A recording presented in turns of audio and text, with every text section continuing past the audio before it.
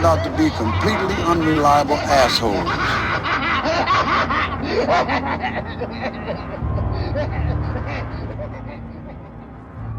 Hello, Tim. Oh God! Hello, Ryan. You little creep. And hello, everyone. Welcome Don't to. stare No, I won't at keep me. it up. Don't stare at me. I can't take it. Oh, those are the sounds of my eyes lighting up.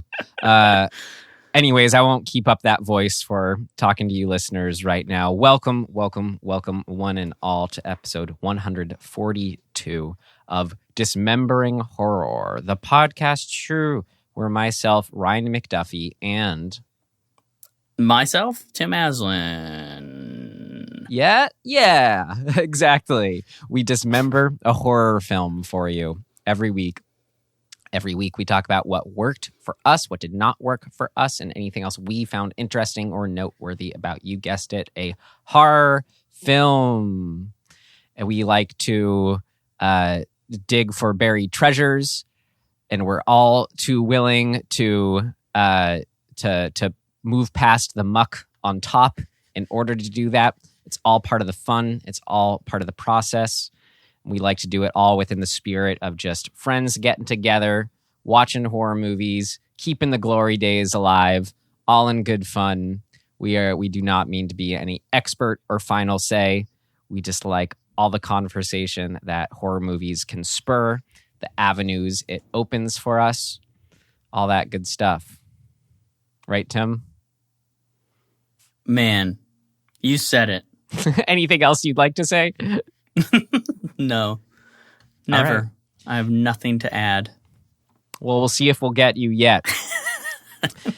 Because, we watched for this week from 1960, Village of the Damned. I swear I had seen this before. I didn't think I had, but I'm pretty sure it was so familiar. But, hey, we're all old enough now, could have seen something decades ago. It definitely seemed familiar, but my feeling was that it was just that, like, in having watched a lot of, like, documentaries about horror, mm-hmm. or even just sort of, like, lists of great horror or whatever, I think I've just seen clips from this. Totally. Have you seen the remake, the John Carpenter remake? No, definitely not. I know of it, but no. Okay. And speaking of horror documentaries, have you watched In Search of Darkness Part 2 yet? Oh, did it come out? Yeah, I told you April 26th, yeah. Oh, yeah, I must have looked like 2 days before that. It's out. I haven't watched it yet, but I knew you're excited for it, and I am also. Oh, hell yeah, I'll watch that. I'll watch that with a passion of 1,000 passion fruits. Great. Me too. My thought exactly. So for today, as I said, Village of the Damned, 1960. We like to start off by watching the trailer on our end. On your end, that means watching or listening to a partial trailer. But either way, you can watch it in your mind movies. Thoughts, mind movies. Yeah, exactly. All right. Well, Tim, I'm ready for that if you are. How about it? God, I'll tell you what. I am so ready. All right, then. Here we go. From 1960, mine and yours. Actually, no. Tim, we aren't ready. Let's say the name of the people who made it first. This film was directed by Wolf Rilla. I had to see if that was an extra I there. And the screenplay by Stirling, Silliphant, Wolf Rilla, and Ronald Kinnoch, based on The Midwich Cuckoos, the 1957 novel by John Wyndham. Here it is, the trailer, Village of the Damned. Science fiction has never imagined so strange or terrifying a story as that of the village of Midwich, England, cut off from life as we know it by some mysterious force. And later, at one and the same time, a child was born to every woman in the village. Children that grew to look like this. Beautiful youngsters behind whose fiery, hypnotic eyes lurked the demon forces of another world. They're not human. They ought to be destroyed. Forces put to such sinister use that it became a national emergency. We are gathered here as advisors, as scientists, as government experts. Have we established anything about the origins of these children? There is the possibility of the transmission of energy. Let me get this straight. You imply that these children may be the result of impulses directed towards us from somewhere in the universe. What we need is time to investigate. Are you aware of life on another planet?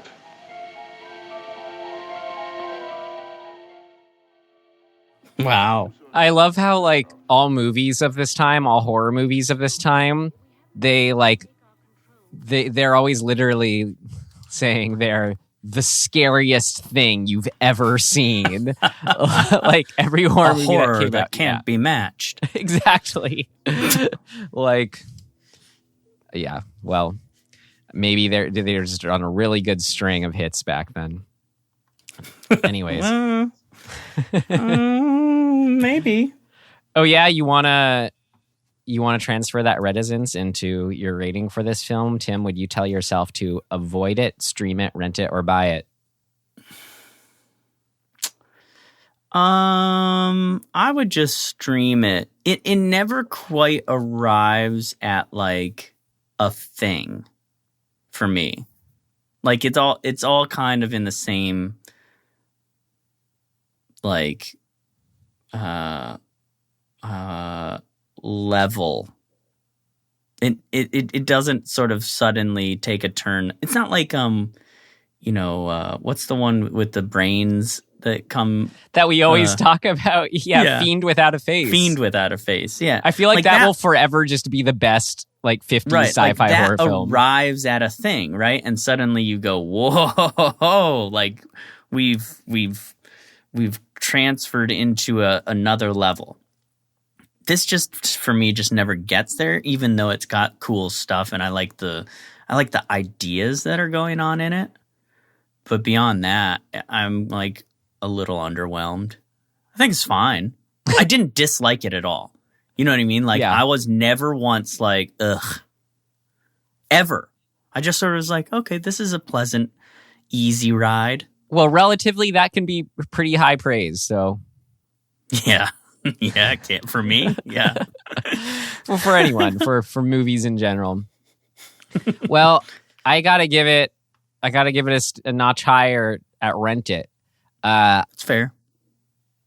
Our difference in viewing may be that it started from an elevated place for me. Maybe, yeah, I can see why you thought what you thought.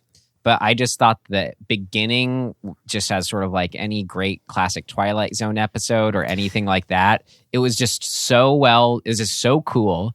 The premise, how it was set up in this visually, really well done way. And I thought we just rode that high the whole movie. And it never really faltered. It was just sort of like, this is the start, and now here's the story of what happened afterwards. So, yeah, Rent It for old Ryan here. Village of the Damned, 1960. Yeah, that's a good point. It really, to me, it really, really is very close to a really good episode of Twilight Zone. An extended good episode of Twilight Zone. Yeah. And it's fun. Right in that pocket. It's sort of fun how we have this not too far after Night of the Demon, another British-made horror film. Mm-hmm. Anyway, just pointing that out. That's cool. And other, we've had at Midnight I'll Take Your Soul, Tenebrae, and Angst. So as far as non-American set-made films from before 2000, we've been on a good string. Yeah. Okay. I'm looking at our last little run here. Wow. Wait, do you have any thoughts on it? No, I just want people to hear my expression. This is me reading. I see. Great. Oh, okay. Well, Tim, we'd love to hear you say more than all that in the form of a summary of this film. Oh, the summary of this film is a stuffy old dude picks up the phone. Man, that guy. He's so stuffy. Tim, it's so wonderful to meet you. Welcome into my garden. With his ascot. Okay, so we're in a little town called Midwich? Dude, Midwich. They said it only like 348 times. Midwich. Which is in England. And, it's a quaint little village town. And a professor is calling his brother-in-law, who's in the military, wondering when he's coming over. And then he passes out mysteriously. And then we see that everybody in the town has passed out, which is pretty exciting. And the brother-in-law, the military guy, is like, oh, the line went dead. I better go. Maybe I could get off early and go check on them. And when he gets to the threshold of the town line, he's there with a bicycle cop who's on his way in too. And the bicycle cop crosses the threshold and he passes out. So now we're in business because something has happened. And we know that if you go into the town, you'll pass out. And we don't know what's going on. So it's pretty exciting, actually. That opening 20 minutes, I would say, are like very mysterious and eerie and like, creepy. But ultimately, the military gets involved and they just, people just they just wake up after, I don't know, however many hours they were out. Quite a few. And so then it becomes a story about like, well, what the hell was that all about? And then twist, a bunch of women, any of the women in town who could get pregnant are all pregnant at the same time, which is very strange. And, husbands and parents are miffed by this because a lot of them were like, I don't remember us getting it on at all. Who'd you sleep with? Hint, it's an alien. Maybe. So, do you like the summary so far? I feel like we're taking a real ride here. So, all the women have their kids, and all the kids that they have, there's all sorts of fun stuff. Let's see. What's one? They develop faster in embryo develops faster. And outside embryo. That's right. They grow faster once they're born than normal humans. They're all have platinum blonde hair, small fingernails, and arresting eyes. They're psychically linked Aryan children. To each other, right? Who show no to little emotion or feelings. Mm-hmm. And like to all dress the same and have a power to glow their eyes and take and sort of force people to do things against their will. We gather that's like the signal of their telepathy. Yes, we gather they have some sort of ultimate plan that involves them leaving town, and that their powers are only going to get stronger as they age. Ooh, we also learned that there were multiple events across the globe of these, of towns falling asleep and waking up with the women pregnant, but most of those towns just killed everybody. Indeed. And the military personnel crowd, they're debating in the classic military way, sort of the science-minded versus the militaristic-minded. Do we understand, but at what cost do we should we destroy? And then it becomes a mental feat in order to defeat them in the end. And we never really quite gather what they are, which is cool. Yeah. Yeah, but we do gather that there is a malevolence to them. Like they're up to no good. Well, and but let's say that the conclusion by the people involved is that they're up to no good. We don't actually know. Well, as humans, do we? As humans as we are, they certainly make us feel uncomfortable. Yeah, that's for sure. And whether that's denotes evil or malintent in a greater sense, who are we to say? But we will try to say, because we got a lot more to talk about. Are you ready to do just that, Tim? Oh, man. Yeah. All right. Yeah, I think so. Then here we go. Our first big section, what worked? What worked for you? What worked for you? What worked for you? It worked like a charm, Smith. What worked? What worked for you?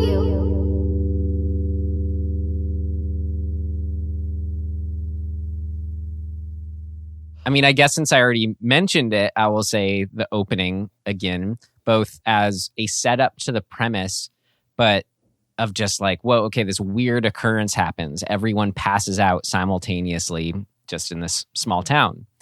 But just how it was filmically done, I just thought all the touches were so well, whether it was like the roaming camera within each house, where it was, and like one of them had, you know, the old crank up Victrola that was then sort of winding down as they were passed out. It just set up. I just thought it was a great setup and just really had me hooked for the rest of the movie. Did you like it when the jib arm of the crane shot, like pulling away from town, has to like brush past a tree branch and the tree branch like flings back into frame? No, I didn't notice that, but that cracked me up. It's a really funny little moment. It's I was like, look out for the tree branch. Fun. Well, anything else you'd like to add as far as that opening? Oh, that man. Worked for you? You know, it's cool. It's so Twilight Zone-y. I love it. It's just very like seeing how everybody drops mid-event, right? Like the lady ironing, which was very concerning to me, I must say. The idea of an iron just sitting on the ironing board, I was like, that house is going to burn down. But it didn't, thank goodness. Yeah, there's just something really cool and like unsettling about that. And that, yeah, I agree. The camera work in other than hitting the tree branch, the camera work is really cool and floaty and eerie, and it's good. Yeah, I think a fun device always, or as a setup for any sort of sci-fi horror thing, is just a sudden like deviation from the norm. You know, and something that's on such a scale, it's great because there's no denying it. You don't have to go through that whole process of sort of questioning some people, proving to the world. You know, it's there's a lot of similarities to Invasion of the Body Snatchers in this film. I'd say actually overall it's kind of like a Rosemary's Baby meets Invasion of the Body Snatchers. Sure. But it's different enough in a lot of ways. And one of them is like what I just said, part of Invasion of the Body Snatchers is that ongoing paranoia of trying to convince everyone. In this, it's just the horror of this is already at the inexplicable part. And these stories so often lend themselves to, and you got to love it, especially when it's, you know, a 1950s era type film where the military is immediately involved since it is so well known. So it's this fun, immediate conflict of sort of what we're supposed to look at as the sort of utmost authority on human knowledge and you know our scientific knowledge and understanding of the world, and the might, I guess, to back it up, the force to back it up. So immediately it's just like stakes are there, stakes are raised. It's cool. Yeah. There's a lot of thematic stuff too that I think is fun and exciting to try and kind of parse out. Dude, there's so much in here, and I have it all down that I picked up on. So if you're ready for that, boy. Well, I'm curious to see sort of what your take is and what different takes may have been, because I feel like there's sort of this broad, it allows for pretty broad interpretation, I think, potentially. Which I think is really good. Like that's a good thing to have in sci-fi in particular. I always like more questions than answers kind of thing. I like to think of it as a broad delving, like interpretation or exploration, because interpretation almost has the suggestion that you can come up with an answer. or explanation, but just as a, we always talk about this in regards to theme, but as simply as a question to explore. Yeah, that's what we want from sci-fi and horror, which is both totally. Well, I mean, there's the one I already mentioned as far as like within the military people. And of course, you have that great round table scene, as often has them, where it's like, everyone tell us your takes on this. And you have the one who's like, destroy it. And then the other one who's usually the protagonist. Now, we can't forgo this opportunity to understand, So I'd say that I feel like there's better ways to put it, but that conflict of like understanding it or destroying it. There's the term for this. It's hard force versus soft force. Wait, is that right? I know it's hard force is one. I don't know if you have to use those not too common terms, if that's necessarily a better encapsulation of the theme. They are common in the military. Okay, so then is what I mean. Got it. Well, is that right? What did you think of that? Sorry, hard power versus soft power. And what did you think of hard power versus soft power in this film? Well, so overall the movie kind of has an interesting take on this, right? It in a way, I mean, broadly speaking, in a way, the protagonist is advocating for soft power, for understanding, diplomacy. Like, let's figure it out. Give us time. And that ultimately fails. So in a way, the movie is kind of advocating ultimately for hard power. For destruction. No, it's really interesting how, usually it's a sort of a film like this plays out where our protagonist is clearly in the right for going with these, it's so weird, the soft power approach. But no, that's what's so interesting about this one. In the end, he's convinced enough, after the guy shoots himself, after the children seem more and more threatening, to have this ultimate plan. He's like, oh, we gotta do something to stop these kid critters, even though David, I identify with as a son. Yeah.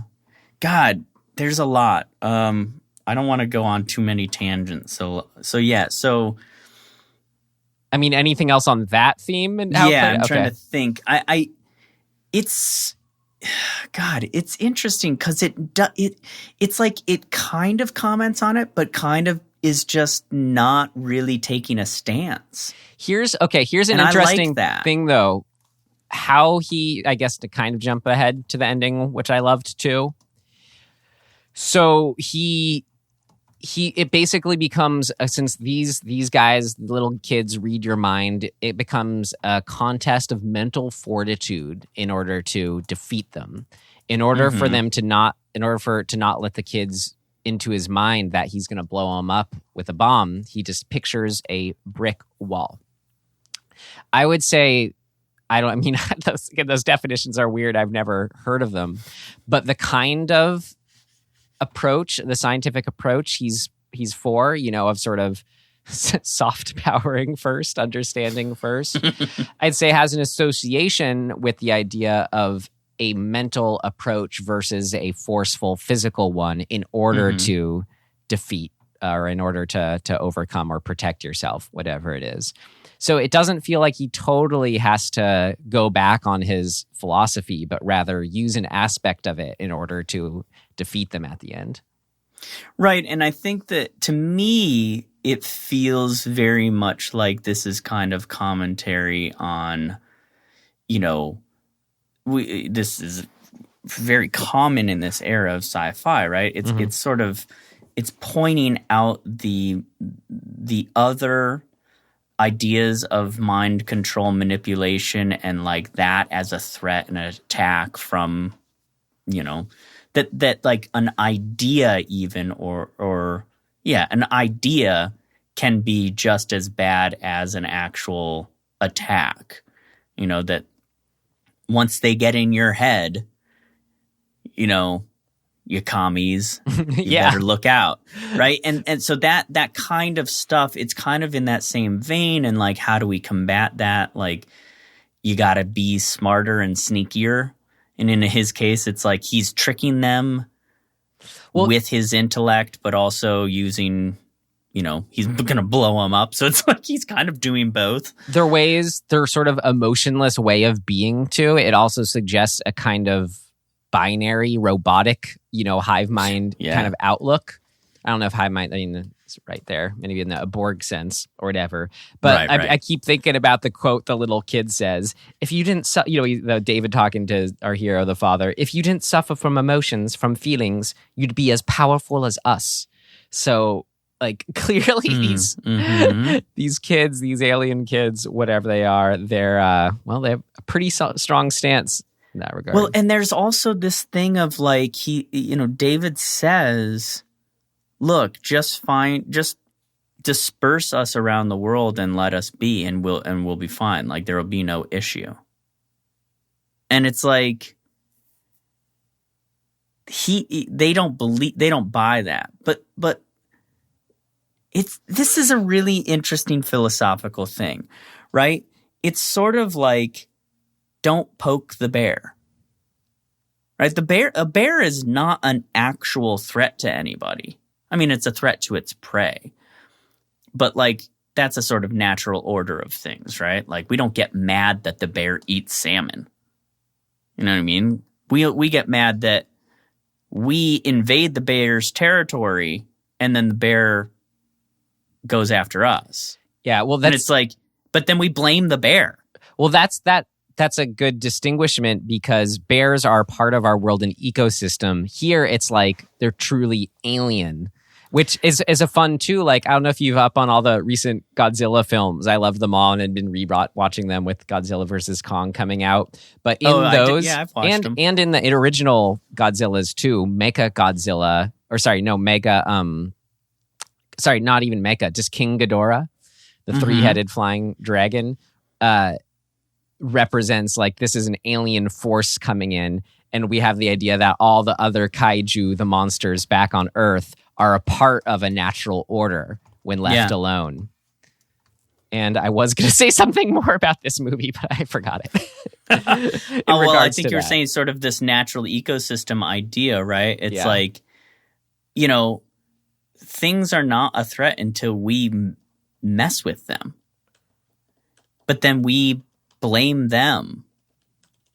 And that's stupid. That's backwards. Like, it's just naive, right? Like, it's egotistical and saying like, well, I should be able to do whatever and go wherever I want without reproach from the natural order of things. Like, to me, that's a really interesting commentary. But like, what this movie, I guess, is adding to it, what you're saying is like, how far does the natural order extend into the universe, right? Yeah. Right? Like, they're in this sense, they are invading us. It is an invasion story. So we're the bear. They're poking us. But they're almost in a weird way trying to convince us the way that humans often convince themselves that the bear is the problem. The brood, these kids, are doing that to us. They're like, hey, we're not, like, don't attack us. Like, you guys are just simple creatures. You just need to leave us be. Let us do our thing. Right. It's as if sort of the scope of the natural order, it's like we can think of invasive species here in terms of like something heading to an island or whatever. But then, exactly like you said. Can we zoom out and say these aliens or whatever coming here are a part of a universal natural order of some kind in arriving at Earth? Right. But I think so I guess what I'm kind of we're getting to is this idea that was really scary then of, and I guess still is for some people, is the idea of this invader, right? Like, whether or not it's metaphorical as an idea, like an idea can invade your mind, or a physical actual entity that invades your reality or space. Either way, that is scary, and how we debate as humans what the right way to deal with that kind of thing is. I mean, it's like so many science fiction movies talk about this. Like, do you shoot first and ask questions later? Well, again, it's cool how his approach to defeat them in the end uses, he does so with sort of these an approach that we do agree with that he's defending all along, the non-forceful approach in a way. And I don't know if it's ironic or not, but he uses one of their own powers against them, as far as like if they're all about being able to sort of read your minds and know how you're feeling at any given moment, he's that's, how can I put this? Like that's what he's doing back to them at the end. You know what I mean? Mm-hmm. He's using his own powers of mind thinking and intuition right back at them. I mean, from a really, really basic sort of storytelling point of view, they are just doing like your standard thesis, antithesis, and synthesis sort of setup, right? The thesis is the world they live in that gets invaded. The antithesis of that is the whole second act, which is like the upside down world, all that comes along with this invasion. As well as the debate over like what kind of approach do we take when dealing with this invasion? That's the whole, thesis versus antithesis sort of debate, soft or hard power kind of. And in the synthesis of that, he realizes that it's both. Like, you need to use both to defeat this thing. Right. Which is cool, because then I think there's an example of, we look at these alien children or whatever they are as, okay, they are on the clear end of the spectrum, this one end of the spectrum of what you were just describing. Yet there's a moment at the end that reveals, on some level, are they just as susceptible and motivated by their own emotions and feelings, even though they sort of base their identity on no emotions and feelings. This is from the Wikipedia, describes a moment at the end. David scans his mind, our hero, what's his name? Gordon Zellaby.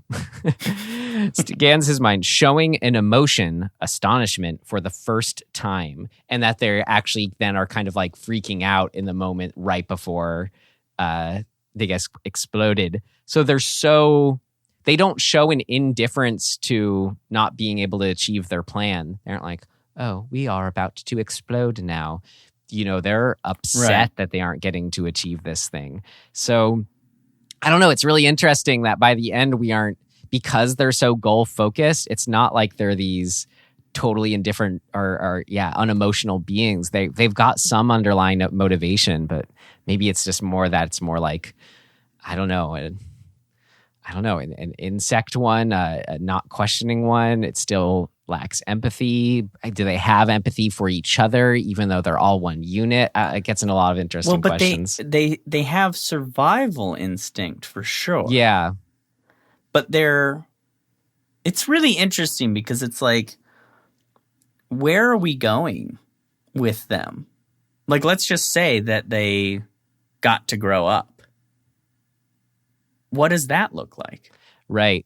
Well, and like kids, if we just, because they are kids, right? Like, because of their peculiarness, we're kind of like classifying them as different than kids. Well, developmentally, they're still just in the early phase of development, presumably. So what does that say about us or the characters in this movie, how they deal with them, right? Like, right. Maybe they're just dumb kids who don't know how to do a lot of things yet because they haven't learned.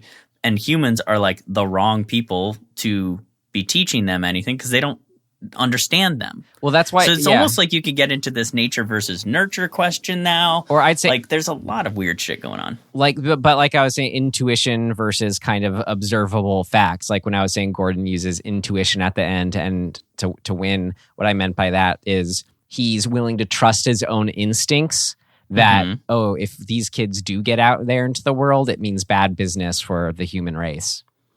Well, and I think one of the big moments of the movie, and one of my favorite moments probably, is it sells that, It sells our reasoning to have that intuition when they make a guy shoot himself in the head with a shotgun. Yeah. But like we get how it's a threat. That guy was, they know that he was threatening to kill them and he wanted to kill them. Right. So that's kind of my point. Like they're reactive. They're not, they don't go out of their way to hurt anybody. They're purely operating on a survival basis. Yeah. Again, like that. In all of these instances. Yeah. Just like Invasion of the Body Snatchers. Right. And so are we supposed to condemn them for that? I mean, as humans, yeah, they're against us on some level. But they aren't. They're against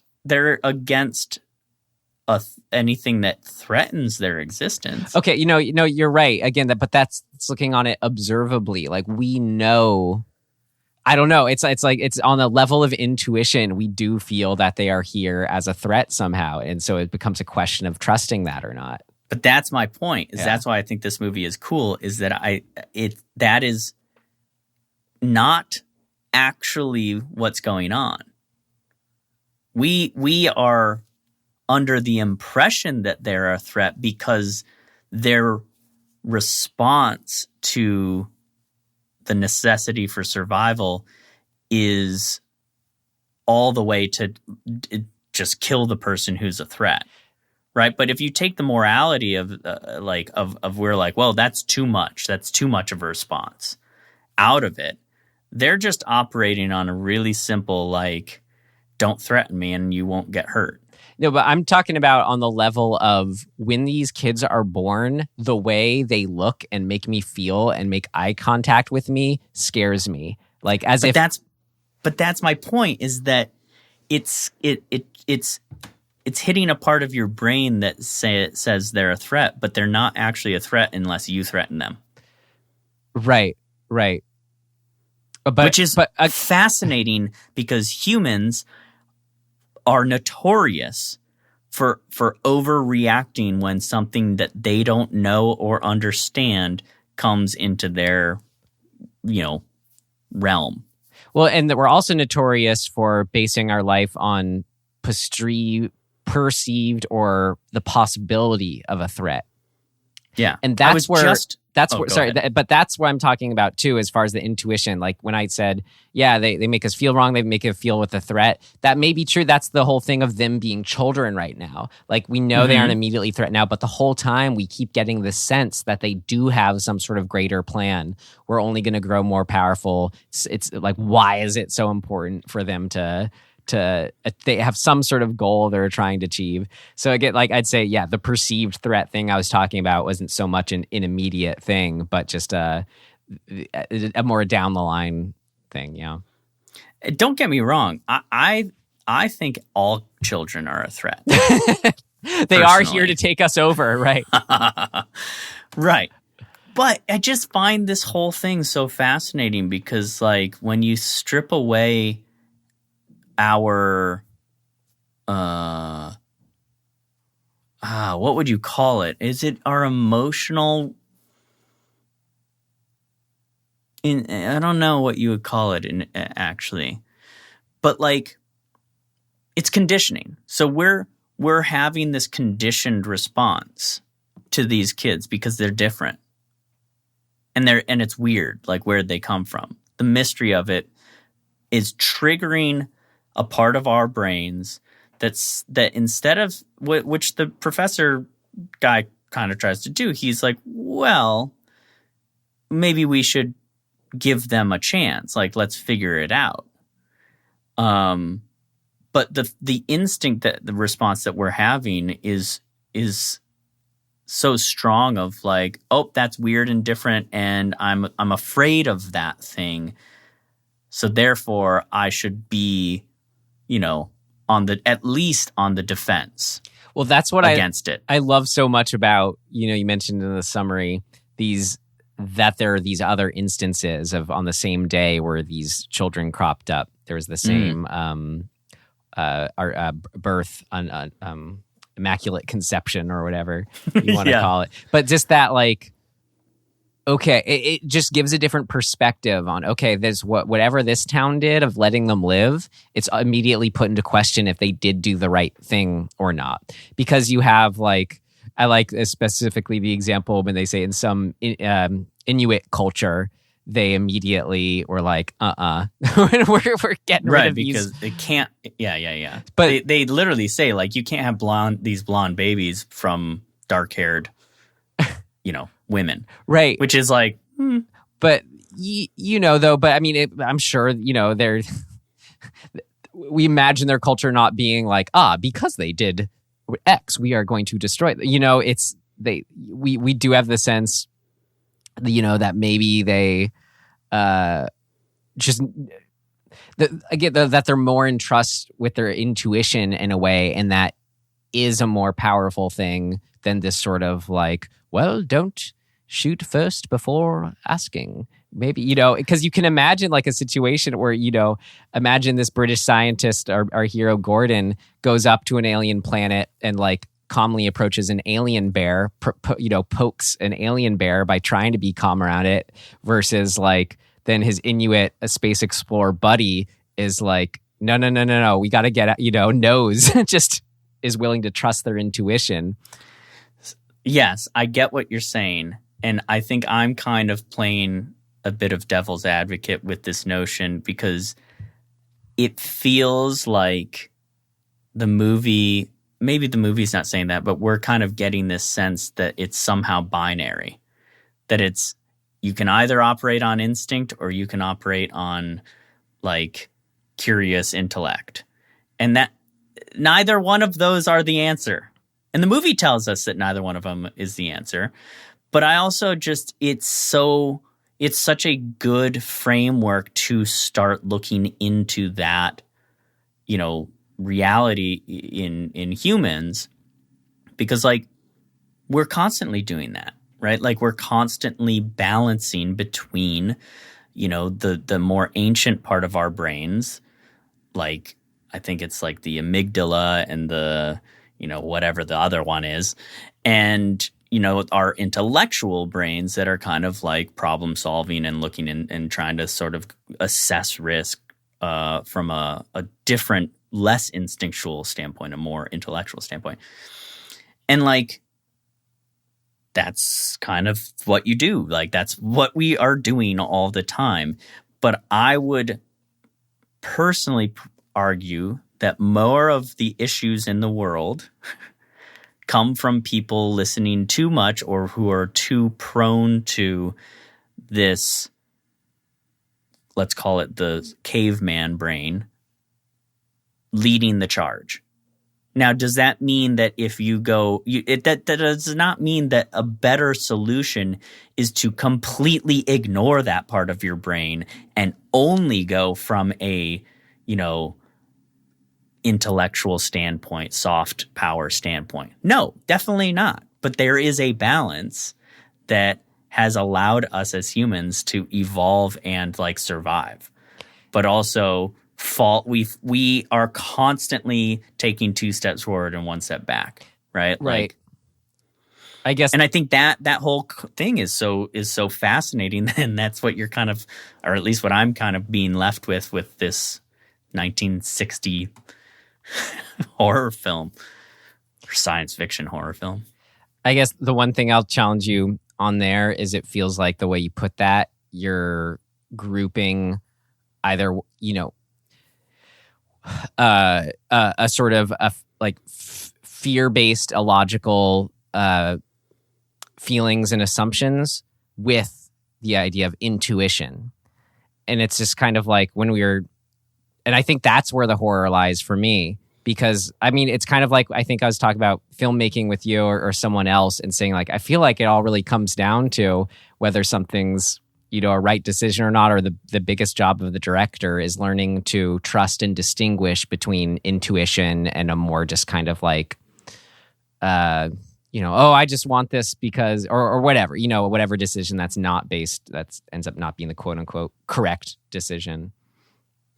Well, what I'm saying is, not to conflate intuition with instinct.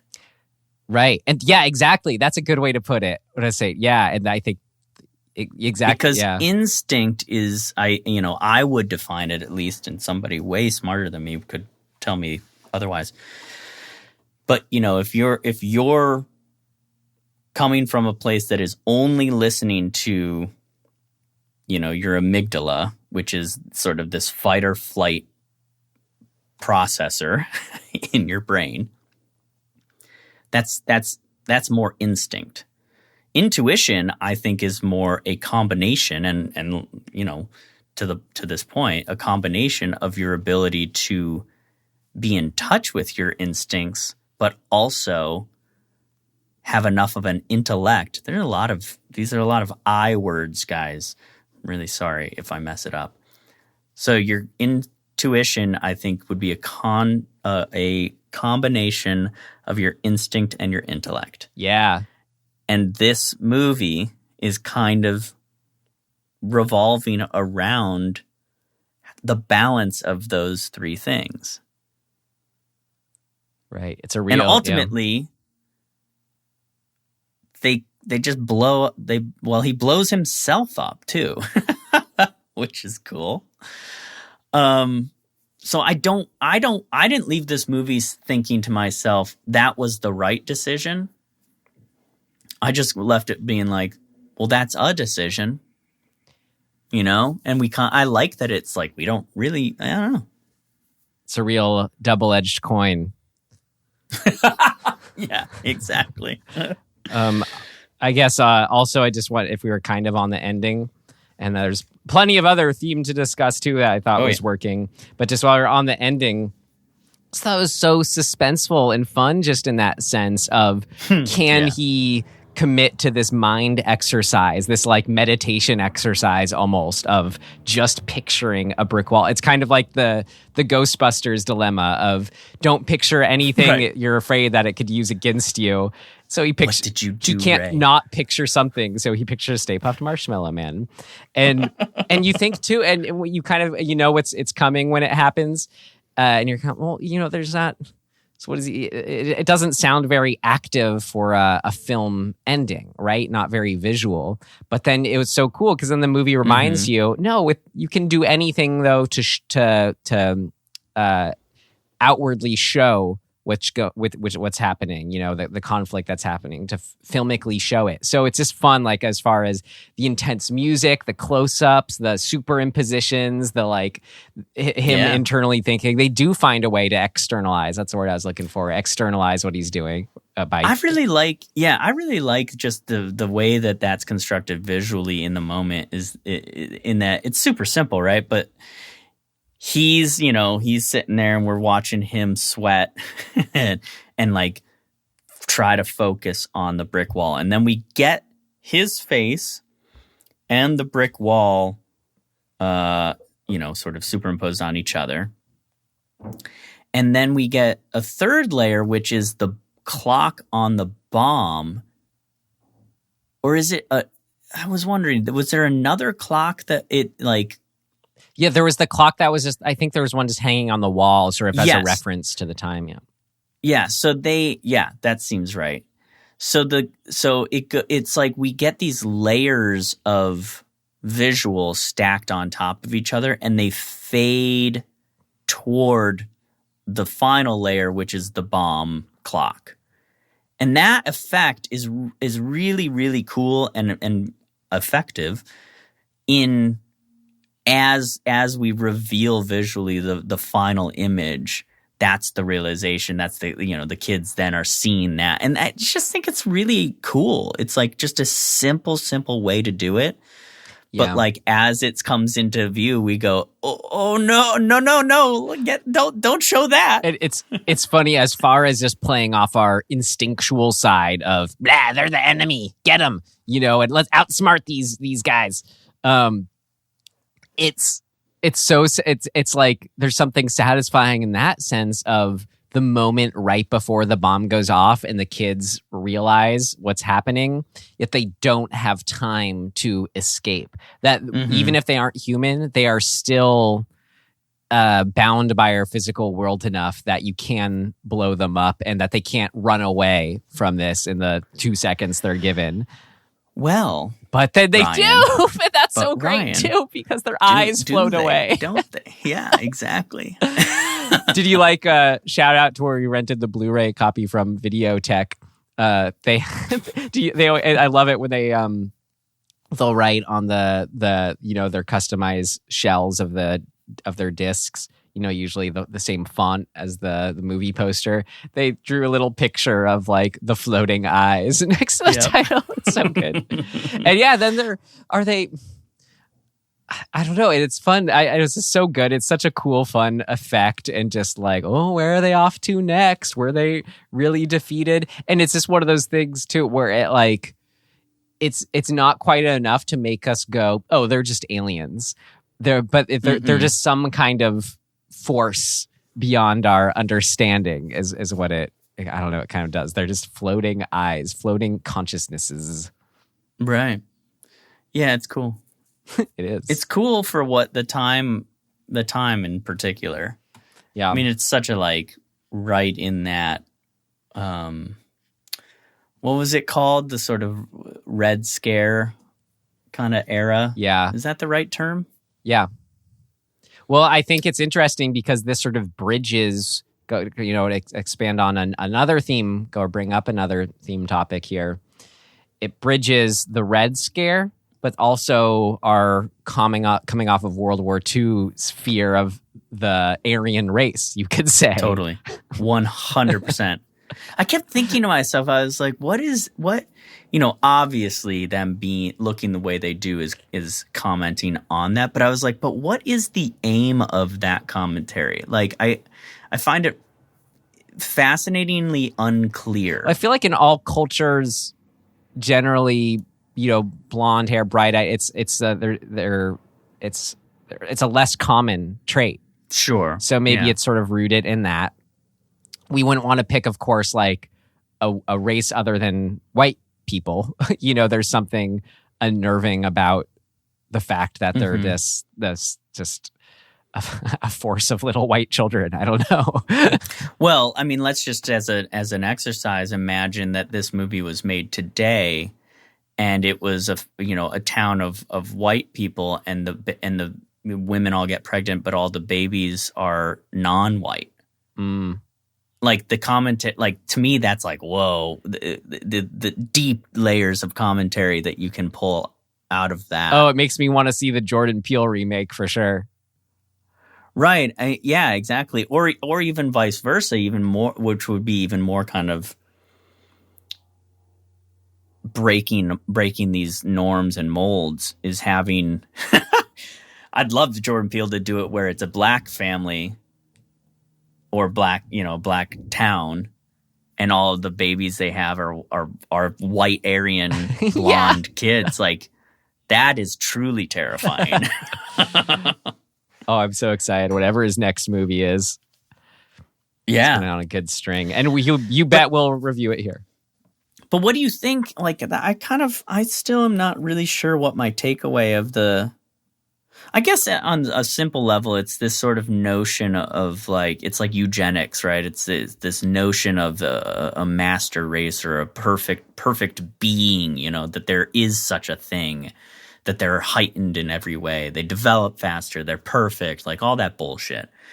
And it feels appropriate for the time of this movie, and when the book was only written a few years before the movie, to be commenting on that, at least posing this sort of broad setup of these are the players in this story, which I like. I don't need it to be heavy-handed. Like I think that's probably the thing I like the most about the movie, is that there is a very, I think, critical lack of heavy-handedness in it.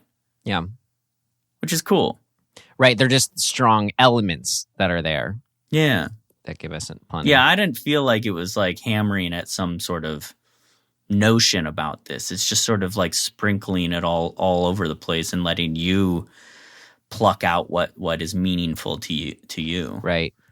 So there's also the angle. This definitely overlaps with what we were already talking about of the, destroy it versus study it. But from the Rosemary's Baby angle, there's also the do we nurture it or be afraid of it from that angle too.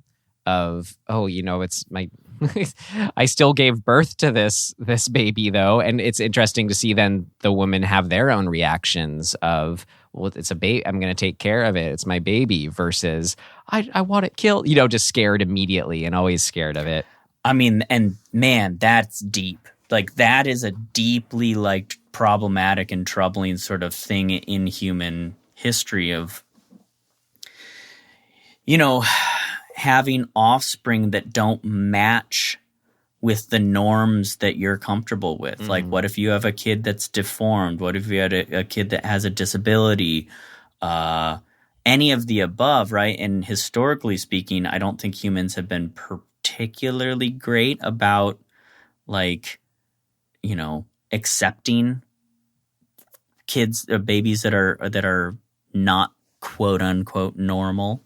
Don't fit into this idea of what a baby should be. And that's a whole nother just really interesting realm to explore. Well, I could look at it too, and this is really exemplified in the ending of Rosemary's Baby. Think of how, I think the great horror endings, they sort of bring up these kind of, paradoxical truths that we're always bringing up that horror best exemplifies. Because kind of like what you're saying, there are these two extremes of approach that are being wrestled with here, an outlook or whatever. What's so creepy about this conflict of taking care of these children or not is both of the extremes on either end are scary. Where the thought of like the pure nurturing this thing that we, whether it's intuition or instinct, feel afraid of or threatened by, like that's scary to imagine a mother just totally loving and embracing one of these children as if it is entirely normal. But then it's also just as scary to think of, when the mothers are so quick to just want to kill their own child they gave birth to. Both have their own set of fears. I feel them both, but I could see someone latching more onto one than the other. It's really interesting. Yeah, personally, the first one doesn't seem scary to me. To purely nurture one of these kids, yeah. But I mean, you can imagine, Tim, it seems dangerous, but it doesn't seem scary. Right. But imagine like if, the guy who's get shot in the chin with a shotgun, like imagine he had his own whole side of a movie where like somehow that's because his wife, purely nurtured and loved a child. It's so that, yeah. I think this would be a very interesting, like you could tell this story really, really interestingly if you shrink it to just one family. Which actually, there are movies like this that explore that. That movie Orphan. I haven't seen it actually. I put it. Oh man! I put it in our hat just to finally see it. That way. You did? Oh, great! No, it's great. It really does explore that thing. The movie The Bad Seed explores. I like that. Right? I also put in Joshua, which was a lesser seen one from like the 2000s about an evil kid. I can't remember if I saw Joshua, with, like, but I know Sam Rockwell was in it. Anyway, I think I saw it. Let's see. Anyway, what were you saying on all that?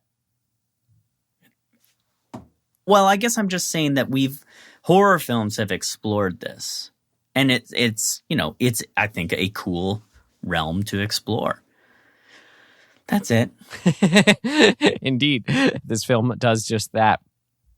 So the last kind of like theme thing I had down that popped out to me, I'd be curious if you had any more, was, of course, we already kind of touched on it, but the more Invasion of the Body Snatchers angle of a hive mind, specifically being exemplified by children and sort of their comparison to regular children, which is really fun. We get, I love that scene where it's like, of course, the regular school kids, they can't help but throw a ball at them.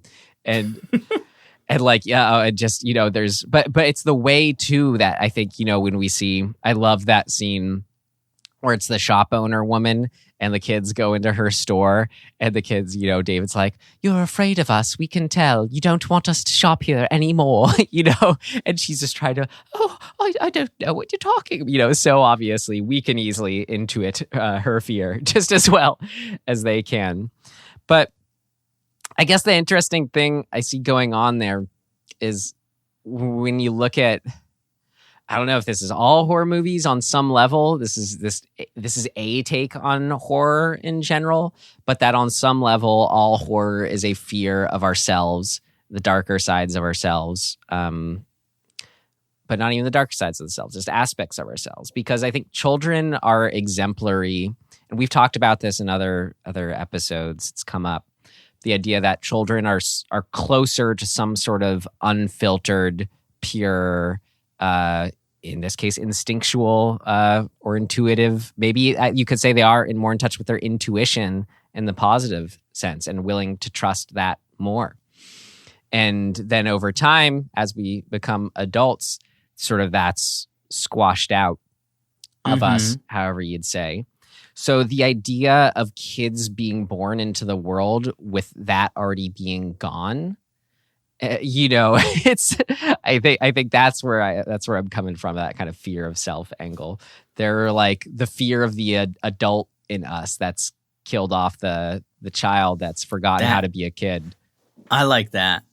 That is, yeah. It's like you're like, hey, can't you just be a kid? Like, it's okay to be a kid. Just be a kid. Don't do this other thing, because that other thing's really upsetting. Yeah, even in that scene I mentioned, like, the little girl stopping the David or whoever gets hit with the head by the ball, that seems like a very adult response to a situation. Like, you almost want to see a kid just kind of like, snap back and throw the ball back or whatever it is, act on that level.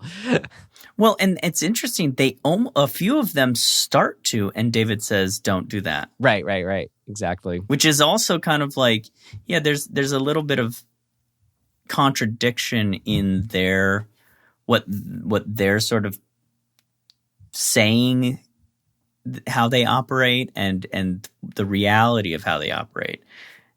And I like that, because it should be messy, right? Like it's creepier to have it be messy. Yeah.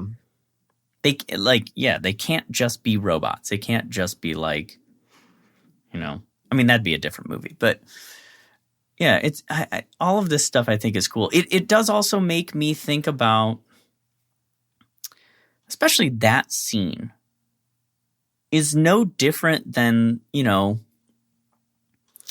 no different than like a scene of let's say, a group of black kids going to a park that is in a neighborhood that's predominantly white, and the white kids being like, "Hey, you don't belong here. Like, get out of here," freaking out over it. And so I think there's the interesting kind of layers of commentary, or at least you can pull out some commentary on that whole thing of like, yo, just because somebody is different than you, you don't have to freak out. Right. Like, calm down. Stop jumping to this conclusion that because they're different, they're evil, a threat, whatever. Now, in this movie, they're making it murky because they're doing the kids are actually doing things that are a problem, like they're hurting people. But that even in and of itself, that the movie frames the other as a threat, I think is kind of is commentary on this idea. Like, so many non-white European people are framed as the other and like suffer at the hands of these bullshit notions of what quote unquote normal is. And like, I sympathize a little bit with these kids, actually a lot with these kids in a certain way, because of my feelings about that construct. Right? I don't identify with the townspeople being like, oh my God, what? Like, they're different, they're weird, like the circumstances were weird, and let's just let's just kill them all. Like, I don't identify with that personally. But what's interesting about it though is how it's not just Invasion of the Body Snatchers where they're outsiders. You can get how even if there'd be more people in the town who maybe would take your approach there if they were just outsiders. But why I think, more people are afraid of them than not is they came from an immaculate birth. It's not as simple as just their others. Like, that's very invasive. The thought that this thing that could or could not be bad came through me. I totally agree. But what I think I'm saying is that notion of invasiveness that this movie has is just an extension of the notion of invasiveness that many people have. All it takes is one black family to move into a quote-unquote white neighborhood, and that white neighborhood flips out and says, our whole world is being invaded. It's like, calm down. No, it's not, right? So to me, it's smart for the movie to do it this way, to create, or the book, to create this idea of making it this conception, whatever you want to call it, this mass conception, to frame it as something that feels very invasive is still just saying the same thing, right? Like, just because it feels invasive to you doesn't mean that it's inherently bad. Yep. Right? Like, it just doesn't. Now, or is it? Is the thing. That's in this case. Yeah. In this case, maybe it is. We don't know. The gray area of the movie, I think, is what makes the movie work. But I think all these things, these layers of commentary exist within it, which is cool. And it should, right? Like, that's what we want in horror. Right. We want that part of our brain to be like, whoa, I don't know. How do I feel about this? Like, am I scared? I'm kind of scared, but should I be scared? Am I a bad person? Mm-hmm. You know what I mean? Like if you can get that percolating when you walk out of the theater, you've done a good job making a movie. Well, that's why I'd tell myself to rent it. One of the reasons. Yeah. I'd also, and I brought up earlier, or I guess the last thing I was saying as far as getting at a fear of ourselves. So I kind of, explained the one that was based on around the idea of the children in this.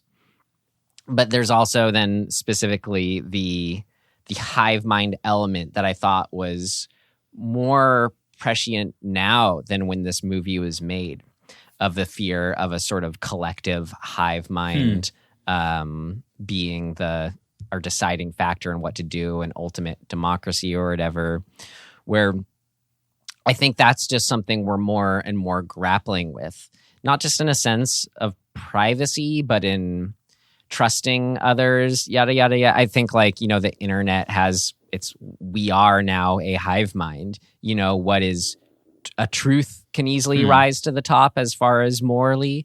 What is a fear-based assumption can raise to the top. And then you just have things sort of coming into extremes. We don't know what to trust anymore. But I think, it all does come down to a certain level do have to trust, if we did have a functioning hive mind democratic vision, that, it following that would ideally be the best in the end. But kind of like what you're bringing up, is it A or is it B? Is it this or is that? It's both in this case, blah, blah, blah. But, it's just that makes it all difficult to kind of step into fully and trustworthy when we've only been, as humans, based our world on a lack of trust, or an assumption that we can't trust in order to survive, which is how we've gotten as far as we have. But now I feel like this is the sort of, I guess, evolutionary, one of the ways, points we're at that sort of can be exemplified with this acceptance of we're a hive mind now. And I mean, and then it gets so tricky because it's complicated by, the companies that enable that hive mind, the technology itself are, deeply dysfunctional, functional, in the Facebooks, the Googles, and sort of, the profit motivated and whom they were made by, all that stuff. So But we can see where, I don't know. And then I don't know. There's so much going on with that too. Like, I don't know if this is directly connected, but as far as the hive mind stuff, like I always will get in debates with people about how you look out on the road and all cars are white, black, or a shade of gray, or like, and then some are a very dull color, and then very few and far between you have a brightly colored car. And you have people go like, yeah, well, it's because statistically, this car is I want to, but then it's like, but I don't know, that's weird to me too, like on a certain level. So even if you did want like a bright yellow car or whatever, as something that you would enjoy more in life, like, it's just sort of, I don't know. It's an easier, not big example. It only comes down to a parking ticket or whatever, getting pulled over. But anyway, I don't know. Just hive mind, man. It offers up a lot, especially nowadays. Yeah. I mean, I don't know. I've sort of be a long conversation to go down that rabbit hole. Well, can you think of anything that's... I wouldn't necessarily... I get what you're saying. I wouldn't frame it as... I think there's some categories that do fall closer into this notion of hive mind, or like, people are swayed by the general... They just fall in line with it, with things, because they're so easily kind of convinced based on comfort, based on norms, based on... how things are posed to make them feel more threatened or less threatened. And many people operate within those parameters of like, does this seem threatening or not? And they can be convinced easily. Right. Because of that, one way or the other. They're just susceptible to suggestion. Here's another example though, like I think what can be scary. To what extent is, I mean, maybe if we're disagreeing at all as far as like intuition, instinct, to what extent, what is what at any given moment. I do think there is a reticence to trust what could be a good intuition a lot, in our culture. We know that that's right. True. And so like scientifically, that's been studied. Right. So that for sure. So I think that can explain an interesting thing where like, okay. Like, we think it's so cool, and it is so neat how a flock of birds or a group of fish, you do see they move in a hive mind way. It feels like somehow they do operate as one. They aren't thinking about it, right? Right. And I think we see that in humans, whether it's like an improvisational, jazz song, or let's say like a play in baseball or something that just like goes off really well. Everyone is just tuned in, it's an example, and we get excited because it is when just humans are plugging into what you could say an intuitive hive mind way of doing things. Or on the less positive side, you see these experiments or trolling, if you will. Sometimes that's what all it is, of like, somebody walking up to you. All it takes is like two people to walk up to a closed door and stand in front of it to acting like they're waiting for something. Yeah. And people will line up behind them without having any idea what's going on. So we are really susceptible to just like going along with things because we don't want to be the one left out. Right. And that's a really cool thing. Consensus sort of plays this large role of like how do you form consensus within groups, and the power of the group consensus. That's why I really like Wikipedia. It's cool. It is like a group consensus encyclopedia. But it can also often be used right in a malevolent way. Like, it's really interesting stuff. Maybe you can better than I can where my brain's at right now, but can you tie this back to this film for us and what worked about it for you? The hive mind. Yeah. I think it's a cool, unnatural element to put into a monster, let's say. Because, as much as we think, especially people who are born and raised in the U.S., we have this notion that individualism is how we operate, and that's really paramount to things. Or at least we maybe not have a notion, but a lot of people have bought into that way of looking at, their identity. And so it's really scary to think, oh my God, what if I didn't have autonomy? Right? And so when you see it personified, like in this movie, it triggers that same response of like, oh, I don't like that. Like, right. That's unsettling. That's creepy. So it's a genius way to create a monster. I think that's a great way of looking at it. And I think, another way to sum up what you're saying is, we like that example of birds and fish I gave, and then us, like the fact that we're so separate from nature that we think of them as this weird, like we're just animals too. Like who's, it's just, we have this other stuff that gets in the way, but it's just, well, and we're also so prone, we're so arrogant about how we think we fit into the natural order of things, that we're somehow above moving as a collective. Right. Because then we would just be, quote, these are in air quotes, this word, sheeple. We don't want to be the sheeple. And it's like... I hate that word. I know, I do too. It's like, dude, just calm down. That's not what's going on. Right? Like, there are levers in place that are being pulled by lots of different entities that are driving these things. I don't like this. I mean, I just don't like how the word sounds, and I don't like the comparison to animals as a negative thing, and I don't like the sort of suggestion of that there's like a puppet master and then the quote unquote sheeple. But like, hey, though, there's something to the idea, like in Metropolis when it cuts between literal sheep and all the people marching in gray in and out of the factory. I get the appeal at the same time. But here's the thing.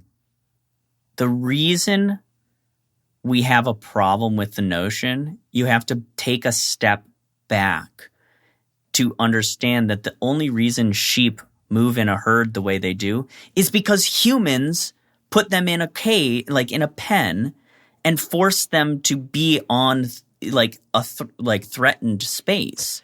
And so they have to coalesce together for their own protection and move together in that particular example, right? Like, so... Tim, that's beautiful. It's not the pen, it's the sheep. I mean, no, sorry, opposite. It's not the sheep, it's the pen. Yes. Exactly. Which then, right? Like, I don't know, now just to go even further from this film in a way, I think that's what's so important is separating when we're sort of diagnosing the ills of the world is to always look at it as the most underlying thing as possible as far as like our pen that we've built for ourselves and not the specific sheep in this comparison is. I will use it in this instance. You know what I mean? Yeah. Well, I mean, the cool thing I think ultimately, since I feel like we've moved away from the movie enough. The cool thing is that you watch this movie and this is the conversation that you have. Right? Like that's a pretty big testament to the movie operating on a level that's worthwhile. So, good job, Village of the Damned 1960. By Wolf Rilla? Or even more credit to John Wyndham, the author of the 1957 novel. So I kind of want to read that, actually. It'd be cool. So just a few last things, just to the movie itself that we didn't get to, moments, aspects. Yes. Thought it was really well how they portrayed the passage of time, where it just felt smooth and natural. Yeah. And we just kind of caught up with it well, whether it was 3 months later, 3 years later. It never felt like it got confusing or was going too fast or too slow. It was really cool how that was all handled. Really well done. Anything on that, or can I keep going here? Keep going. I have a few moments, but that I think were really cool. I thought was really effective too was their development being sped up was only a slight like sped up. It was just at that level where it was like, for some reason, it's not so crazy, like everyone's freaking out, but at the same time, it's totally justifiable to be freaking out because it's like, you know, a 3-month difference versus, you know, a 0, you know, whatever it is. It was like just those numbers were slight enough just to kind of strike this interesting point of like, this could feel like just an aberration, but also not at all. There's something clearly unnerving about this. It really hit a sweet spot in that balance, I thought.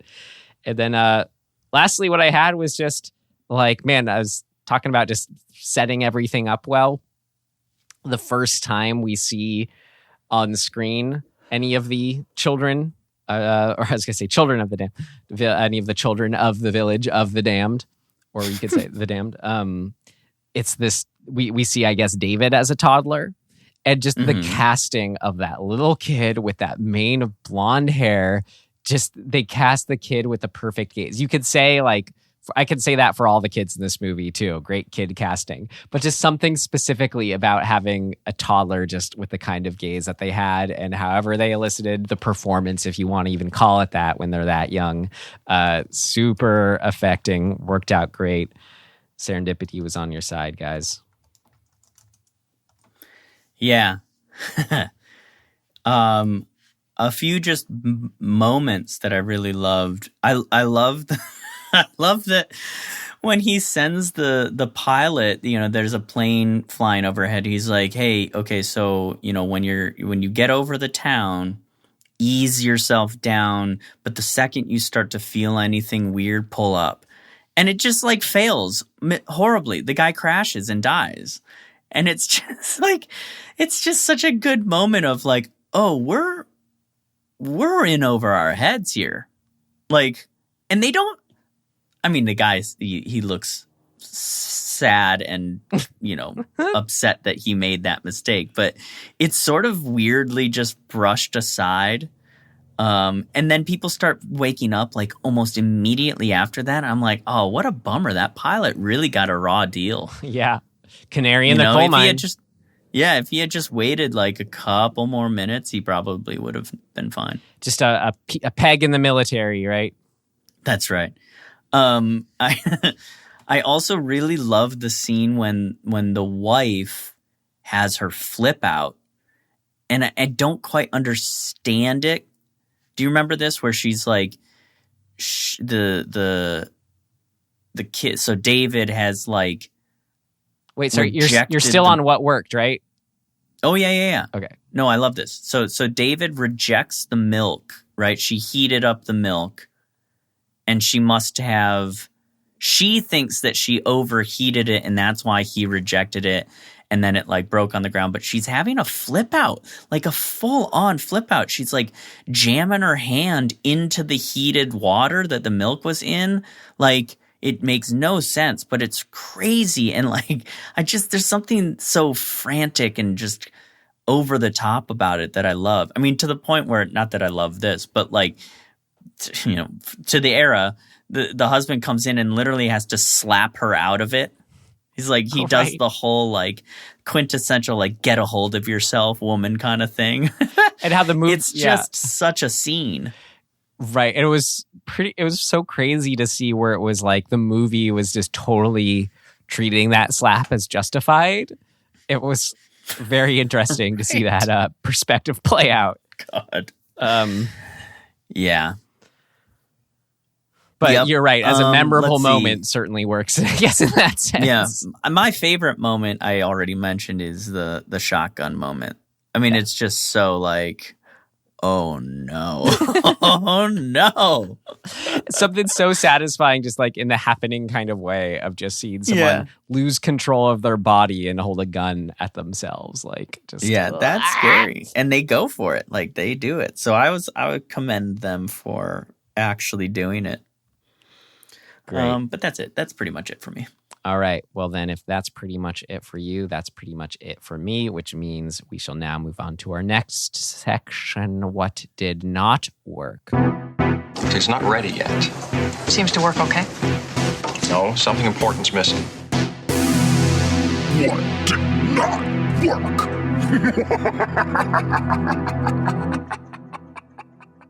That sending the pilot in was honestly a worked and didn't work for me. Like, Yeah, I get it. because it was just so frustrating. Like, well, yeah. I mean, based on what you know, you think he's really going to have a second to be aware and pull back up safely. They didn't start off on a strong foot, the military prowess. They just watched a dude walk over and immediately pass out. Like, what did they think the pilot was like? What was going to happen to him? They're all surprised when it happens. Just like, come on, guys.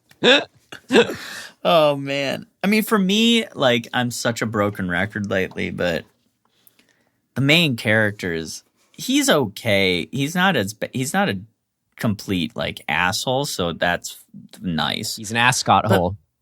Yeah, that's right. But he's just so, whatever. Stuffy old man with a young, beautiful wife. I'm like, I hate that trope. As far as the stuffy old man, I like that in the story of versus like something unknown. You know, anytime you sort of have a stoicism versus something unknowable, I enjoy that. Sure. As far as him having the wife, I'm just like, whatever. I was actually like in the first 15 minutes before we kind of get into that, I'm like, oh, finally we're watching one of these movies that doesn't have to have an inserted romance to it, you know? And then, of course, yeah. But then it made sense for this one as far as just having a couple, being with a couple who may or may not be expecting a kid. Right. But I guess they kind of, the story forces them actually to have her be younger. Because you know, the premise being that only women who can have kids had kids. It's not a miracle baby, right? So she has to be at least of an age where she can still conceive a kid. And so it's a little bit locked in, but then just make him younger. Why does he have to be this old dork? But she loves that old dork. He seems like her dad. That's the thing that I just don't like. I don't like that construct of like the old man being like, and it feels weird. It feels cringy and just nah. I mean, I agree to the extent I think there's a certain where the place people were coming from with that kind of thing at the time when putting it in movie form doesn't feel so good. But like I'm not, you know, it's like she should be able to, you know, in an outside modern real world perspective, I'm like, well, they should be able to do whatever they want, you know? So it's the sort of the place and time in which it was made and the movie being a part of that. It's a depiction thing. Yeah. You know, like they cast that guy first and they probably worked backwards from there. Yeah. And it's like, I just feel like he's miscast in a way. And at least acknowledge it within the story of the movie then, you know? They almost do. He says one thing where he is like, yeah, you know, I kind of got married late and like, you know, I had kind of we just felt like we had accepted that kids weren't going to be a part. Like I didn't plan for kids. You know, I'm kind of an old dude. Mm-hmm. Like he makes a comment about it very in passing, but at the same time, I got why they worked as a couple when it was like, I loved those lines where she put in those like scientific terms, how they were having the kids of like, what, do you remember what she said? I mean, no. Do you remember the thing though, what I'm talking about? No. Where she says something like I don't know. You know, when it's like the words for that are purely the scientific way you call something, she says like a da blah blah blah blah has blah blah blah with a blah blah blah, and he like looks at her, you know, goes oh, and he knows exactly what that means, that she's pregnant. It was just Oh, It was like right. she put in that moment. Yeah. She put the like what you would say getting pregnant as like super dorky, only scientists could understand it terms. Yeah, like plants made. Yeah, like exactly. Yeah, she's like when an orchid germinates or something. No, but something it's like the Orchididis reticuli. I don't something that's that's right. That's right. Yeah. And I thought that was cute. Yeah. I think that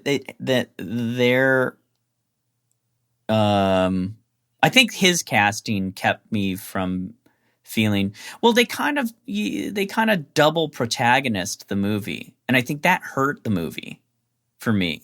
Like having her brother and her husband being these sort of the two lead men, but they don't really interact all that much. It really could just be the brother, and it's an immaculate conception story anyways, Right. Or it could be one or the other, whatever.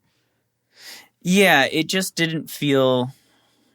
It felt like it could have been more cohesive somehow. I'm not exactly sure how, but maybe just a better actor in the lead role. Well, not to jump too far ahead to things of note, but I know the director, co-screenwriter was like, okay, the script was given to me in a, written from just the United States screenwriter, and I didn't get to do my own pass. So he was allowed like 1-2 day pass to kind of Britishize it a bit. And then he said even then it still felt like it needed more work, but they had to go into production for whatever studio reasons. So be it. Well, did you have anything else that did not work for you? Not really. Everything else just felt kind of fine. Great. Like nothing stood out to me. I wasn't like, oh God. Like I said at the beginning, like I never was like, ugh, this movie, like how long is it? Like when is it going to be? Like I never had any of those feelings. It just kind of got on the ride, and when it was over, I got off and was like, okay, cool. Great. The ride, Ryan, come on. I got off the ride. What? Don't worry about it. Don't even worry about it. All right, we'll move on then. I won't even worry.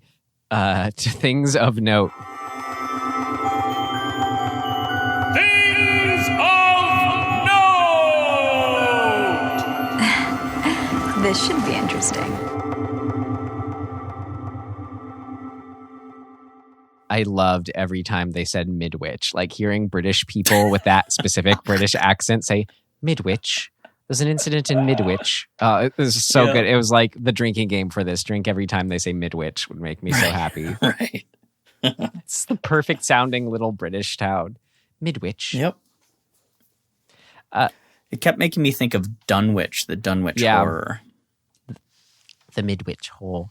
I had a hypothetical for you, since I think what was so cool about, the if you want to call them aliens, whatever they are, they're non-corporeal entities is what they are. Yeah. If we're allowed to interpret what their grand scheme was, what do you think the purpose was of making everyone, even the men, pass out in the town?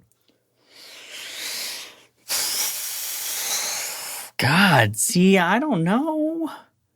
What could it be? Like, what could it be? Maybe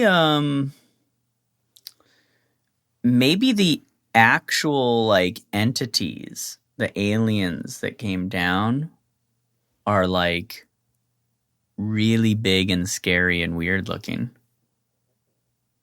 And it just can't be seen. Like, they can't, like, people would just lose their minds. And so they needed everybody to be unconscious so they could infiltrate, impregnate, and then get out of there. Right. Just this idea. So no, like as if whatever they were doing could be noticeable on some level by how we perceive and view. Oh, or although we know that it's not like it's a big beam from outer space, because planes can fly over it. So it's like a dome around the area. So yeah, I don't know. It's interesting. Maybe it's just sort of a protective thing. It's like, hey, let's shut everything down in this space right here so that we can do our thing and leave. And here's another question: were they those floating entities at the end? Well, are they? I think that's a good question, right? I guess you know what I'm going to ask. If they were truly born at from the inception or conception, or was there some sort of? Are they attached to some sort of mother hive mind figure that was the one that cast this bubble and spell? Well, they don't seem to care that the extended brood around the world were killed. It's almost like it's kind of expectant, like all the turtles getting to the ocean. Exactly. So it almost to me feels more likely that this is just the eggs get dropped and they're on their own. Yeah. So then that insinuates the eggs got dropped by something, and they aren't the what was birthed themselves going from place to place. Right. But there's a lot of different ways you could look at this. I don't know. I was just thinking about like plants. To use the same kind of analogy, I guess, sort of, that she was using when they're talking about the plants. It's like the pollen. What if the aliens were the bees? And this is the byproduct of the pollen being dropped from one. Humans are the... This is so random. Do you get what I'm saying? Yeah, I'm thinking how Invasion of the Body Snatchers, the aliens are the pollen. And then... Right, but I'm saying in this case, the aliens could be the bees. And they're just taking some pollen, which would effectively be, I guess, another alien. But the pollen has to work with humans. Like, it has to be able to grow into a human child. It's just a modified human child. Right. So I don't know. I mean, God, and it's interesting how forever. It's conscious enough to... Are the towns random? It's conscious enough to pick humans, whatever it is. Mm-hmm. Like, it does suggest some kind of unknown intent. And I just think that's an overall cool, like, what brings up that theme we kept, staying on. Of how much of a threat it also are they. Implies that it's just little, like, it's alien sperm. Yeah, I mean, exactly. It has to be, right? But it's not even just sperm from alien, but like alien sperm. Where that's what I mean. Yeah. That's specifically what I mean. Like, it's one little sperm that is an alien that... Or no, something that functions as sperm but is maybe alien. Like, it doesn't have to be physical. Right. Yeah. Right. Maybe the brood part of it, this sort of hive part of it, is that the adult that sent out these sperm is what connects those. Each one that turns into a kid is from the same adult. Right. Well, I like, we do have, we didn't talk about in too much detail the scene we mentioned of the round table discussion. That's always such a pinnacle moment or fun, always here in these films. But like, they do talk out the possibilities, and one of them says a powerful transference of energy. Like, it's... Oh, that's right. The whole energy thing, the idea it's beyond a literal, like, sperm of any kind, working with the women, but a sheer a push of energy, and somehow that something, and then that melded or coalesced with our physical world and the rules of childbirth. For all we know, it could be an already what's it called? Like, when a sperm and an egg do their thing, that could be what was put into the women. Yeah. So that makes it more parasitic, right? It makes it more like, or symbiotic, in that it's its own thing that needed a host to grow within. That's pretty scary. I think what it suggests by it's very alien-esque. Right. I guess I don't know. Movie, I think it's more. I think what it suggests in the idea of bringing up energy is it suggests that it's sort of beyond those kinds of rules or boundaries of like something. It's something not that we can't really, pun intended, conceive of. That's so literal, as our rules of how childbirth work. Anyway, right. But they do give birth. They do. Faster. Yeah, I kept thinking that there are some ties to Ridley Scott's sort of outlook on the whole Alien franchise. And I think maybe I'm reaching, but I don't know. David is the name of Michael Fassbender in Prometheus and Alien Covenant. Yeah.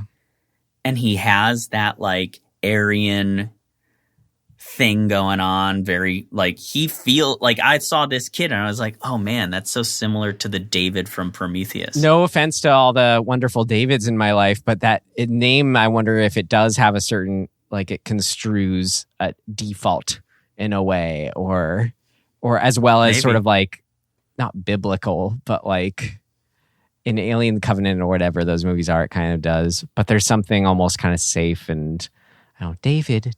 I don't know. The name does conjure something. I don't know what I'm trying to say. Yeah. I don't know. I wonder if Ridley Scott was, this was a movie he liked. I mean, I think that's why I just put it as I did, where it could just be like, yeah, there's just something to the name David that just they both happened upon or felt right for their respective stories. Yeah. This was a citation needed tidbit from Wikipedia, but nonetheless, I thought it was so fun. The blonde wigs that the children wore were padded to give the impression that they had abnormally large heads. That's funny. Yeah. And the last thing I had was we already mentioned there's a sequel. We already mentioned there's a remake, but there's also a sequel from 1964. Children of the Damned. That's why I was saying that. The premise is a smaller group of 6 children, each one from a different nation. Although their powers are similar, the theme and tone are nearly opposite of the one that we just watched. With the children, kind of like in line with maybe what you're interested in, Tim, the children in the sequel being portrayed as sympathetic characters. It pushes that angle. Interesting. Yeah. And then, of course, the remake we mentioned was directed by John Carpenter, released in 1995 by Universal, moved to contemporary time period. It just says it was not well received by critics. But thing of note for that one, it was shot up in the area where I'm from, just sort of like the Northern California, Greater Bay Area. Cool. Yep. And maybe, I'm always trying to see the John Carpenter I haven't seen for a long time. So I'll probably get to it. Why not? Yeah, I think I'll come around to it. It's got Christopher Reeve in it. You don't see that very often. It's true. It was his last movie, big movie before his accident. Rest in peace. Great. Well, do you have anything else for things of note? No. I mean, the other things I kind of read on the Wikipedia were a little too, like, whatever. Okay. Down the rabbit hole. Cool. Well, that's my favorite place to go, Tim, but maybe not right now. For whatever. Great. Well, in that case, we'll wrap up Children of the Damned. Sorry, I'm looking at that up on the Wikipedia still. It, Ryan. Village. Stop it. Village of the Damned from 1960. Tim, do you have anything you'd like to recommend Dead for me and our audience? I do. I was going to recommend Dead a movie, but I decided because of our conversation, and our conversation revolving largely around this idea of like instinct and intuition and things like that, that if you all haven't read a book called Blink by Malcolm Gladwell, it's so fascinating. And I hope I haven't recommended it before. Because you haven't. It's okay, good. It's possible. Because I talk about it sometimes. It's so cool and interesting to sort of, delves into this exact thing we're talking about, the part of your brain that has a initial response to anything, and then how we as people and as societies have often trained ourselves out of listening to that part of our brain. But in reality, through a lot of his research, finding that part of the brain tends to be a bit more accurate to certain things, like your first impression of a person, right? Like we often disregard our initial impression for the sake of politeness or any other number of things. And so the whole book is exploring that in different ways from different, research and experimental scientists. And it's cool. It's very interesting. Blink referring to the initial blink moment of any interaction. Cool. Great. I was just, looking at my letterbox. Still haven't watched enough recently. I've kind of like gone through a lot, so I'm just going to go further back here. I remembered something I wanted to recommend. Dead. I'll get to as a group. I hope I didn't do this. I shouted out. I think one of the Sean Connery James Bond movies. I think it was Goldfinger. I really enjoyed. But I just want to give a shout out. Recommend Dead as a whole. The Daniel Craig Bond movies. Because I rewatched them all in order relatively recently, and just kind of my I don't know, like there's always so much pressure on them and new Bond movies, I feel like, and rightfully so. I think Casino Royale and Skyfall are singled out, like these are the really, really good ones. I agree, they are great. Part of what makes them great in a lot of people's eyes is they deviate a bit from the formula, let's say. Yeah. I love when a James Bond movie just does the formula through and through. Yeah. So I equally loved Quantum of Solace and Spectre and can't wait for the new one. So so because of that, I think they are as good actually.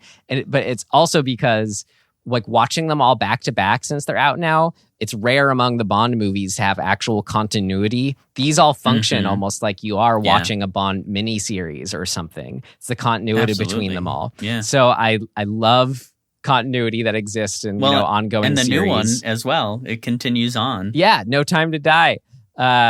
So as a whole, and hey, can't include No Time to Die yet, but as a whole, more as a shout out to the lesser looked at ones. I think they're all great. They all find I tuned into too how they it's trickier and trickier, how to do contemporary Bond movie. You gotta especially coming off of the kitschiness of the Brosnan era, reverting back to that, which I do not hold against that. I do like that in James Bond movies and like the Roger Moore Bond movies because of that. Sure, yeah. But it also has to be grounded enough, yet not so grounded that we can't buy the idea of super villains and make those fit into the real world. I don't know. I just think in revisiting them all, they're super well done. Shout out to them as a whole. That's cool. I feel like, unfortunately, Timothy Dalton he happened to get two not so great Bond scripts, but I think he's a very, very good Bond. It would have been nice to see him in a better script. In my working through all the Bond movies, I've only done the second one of his so far, so I got to watch the first one anyway. Yeah, man, Spectre and Quantum of Solace were cool. They're all cool. I didn't love Spectre because I got distracted by how much of that movie is paying homage to all of the Bond movies. And it felt like the greatest hits instead of its own movie. That was my takeaway. I do think I only watched it the one time, so maybe I'll revisit it. As per your recommendation. Hey, Ryan. With the new one coming out, everyone, it's a great excuse. Might as well, right? To, just catch up in the continuities there and the Craig ones. Great. Yeah. Well, Tim, I believe it's your turn to pull from our hat, illustrious hat. I think you're right. Oh, I'm so hungry right now, Ryan. Me too. Go eat something. I'm going to eat some pupusas I picked up. I'm very excited. Wow, I don't know what you just said, but it sounds delicious. Here we go. we're going to watch this one.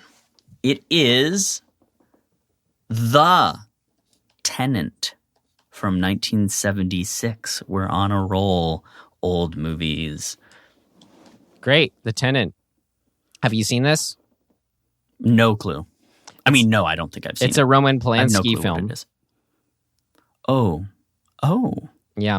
I don't think I've seen it, though. I think I've only seen, like, Knife in the Water and what's the one that he did with the woman who's going crazy? Right. I feel like this is the one that where, when hearing the name of it, I'd confuse it with The Sentinel. So I don't know if I've actually seen this. Well, great. We will next week. Cool, dude. And for those listening, you can find us wherever you found us. Our big ask is if you enjoyed being here, which I assume you will if you made it this far. Let's hope. Why not tell a like-minded friend who may be in need of some horror movie friends and some dismembering. I have one other thing. I'll put this on our Instagram. There is a 25-second movie that my dad and his colleagues made. So my dad's was a research psychologist. And, with infant development and like adolescent development or whatever, little kids. Anyway, there's this 25-second video from my childhood starring me with the Village of the Damned haircut and blondness that I will grab a screenshot from and put on our Instagram. But look out for that because it is hilarious. Great. Tim of the Damned. Yeah. Great. Well, and mentioning you, Tim, I will just say list our credits. With me has been Tim Aslin. I am Ryan McDuffie. Our mixer master is Brendan Welch. And in closing, well, whether you're however afraid you are of that hive mind or not, we thank you for being here. Yes, and we will see you next time. Goodbye. Goodbye.